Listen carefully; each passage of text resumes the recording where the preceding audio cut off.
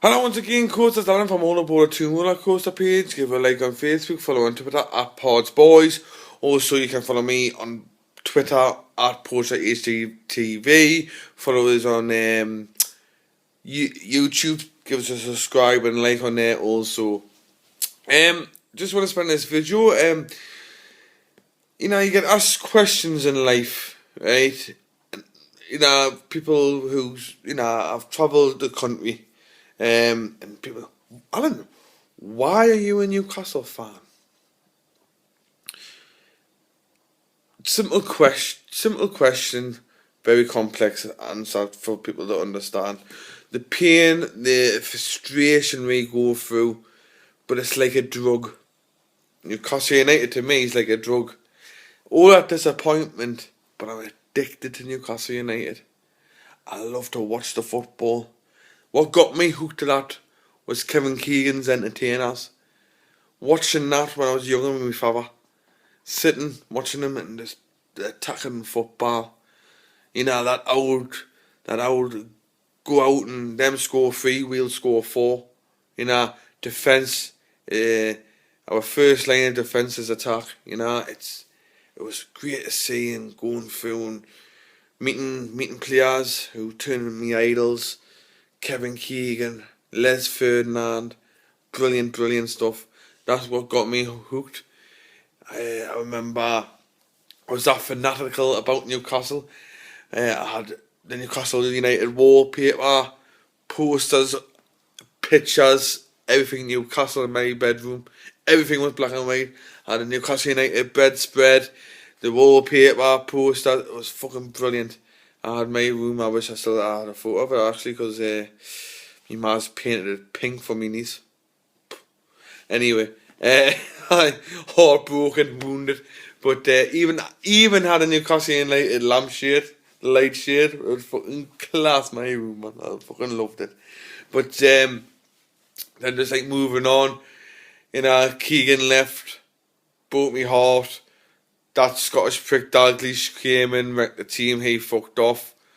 Then I tried to bring Hullet in, bring this sexy football shit in.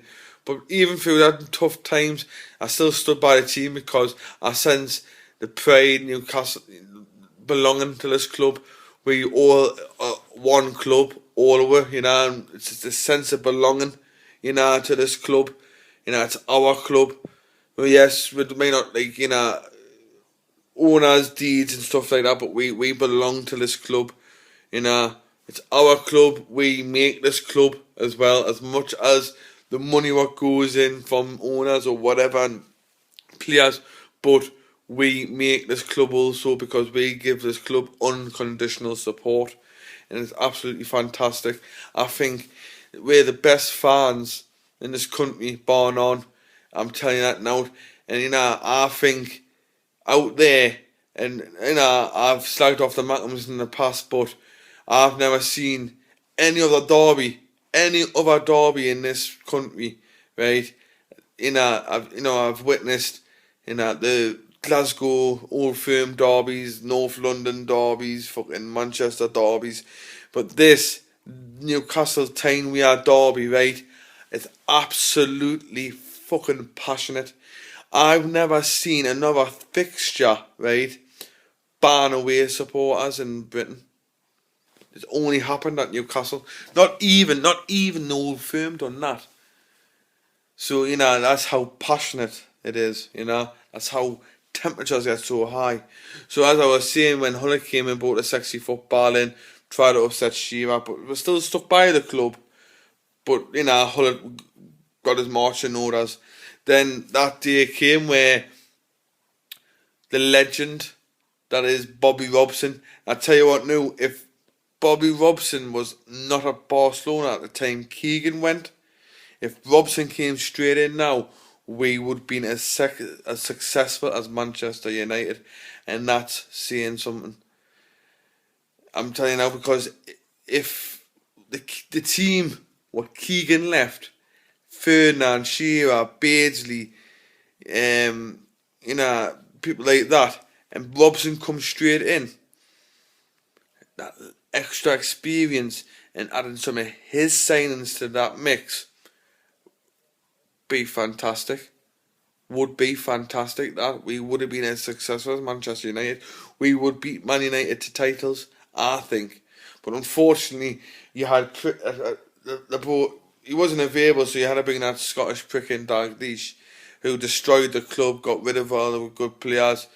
Then fucking Hull came in and bring the sexy football in, fell out with players, thought he was fucking brilliant, but he wasn't. And then Robson come in, rebuilt the team, made the title contenders again, but just couldn't get over that line. He shouldn't have been sacked at the time. And now he was leaving Shearer out, and that's usually a manager's downfall when he starts leaving out Alan Shearer. But he knew Shearer was coming towards the end of his career, and would try to have a replacement. But looking at his team, you had Shearer, Bellamy, fucking brilliant partnership.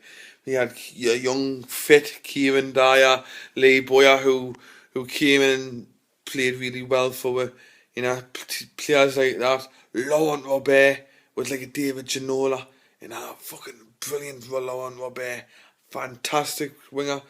One of my favourite ones. So we were title contenders once again. Unfortunately, it didn't work out for Robson, left the club, and then we're bringing our Scottish friggin' Souness, who destroys a brilliant team, who tried to put his own stamp on it and it didn't work out. Then after him was, I hope I'm getting this fucking right, it was Roda. Roda comes in, gets with a half decent team, gets with back into Europe, so I didn't mind Glenn Roda, he was a alright manager. And then, moving on, back to, who was after Roda? Oh, my mind's straight the fuck now. Now, this is live TV, folks. Bear with me. Who was after Roda? Did Keith come back? No, Allardyce. Was it Sam Allardyce? I'm sure it was Allardyce. It was Allardyce. Sam Allardyce came in, and then fucking Fat Mike bought the club.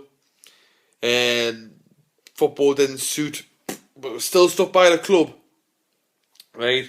We're still, even though they brought Sam Allardyce in, wasn't flavour of the month, he had connections with Sunderland, but we're still stuck by that club. And also, then we went on to the rest of the, bring back, actually brought back Keegan, didn't work out, and we went back down to the Championship, even though people's gone, a club who were up there, that Champions League football, the entertainers, and within a few years we're getting relegated. But us, the fans, stuck by that club. Do you know why? Because we feel a belonging to that club. It's our club. We can't be fickle enough to say, no, fuck yous, I'm going to support anyone else.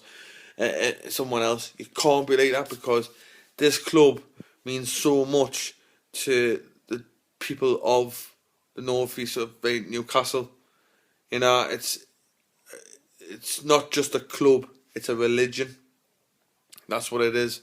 It's a religion. If you look at my Facebook profile, religious views, I put it down as Newcastle United Football Club, because Newcastle United is my religion, and St James's Park is my church. And that is a fact. People might be out there going, this and that, but that is how I feel about this club. And if this club didn't cease to exist, I would not support another football club, because Newcastle United is in my heart. So until next time, people, how are the lads?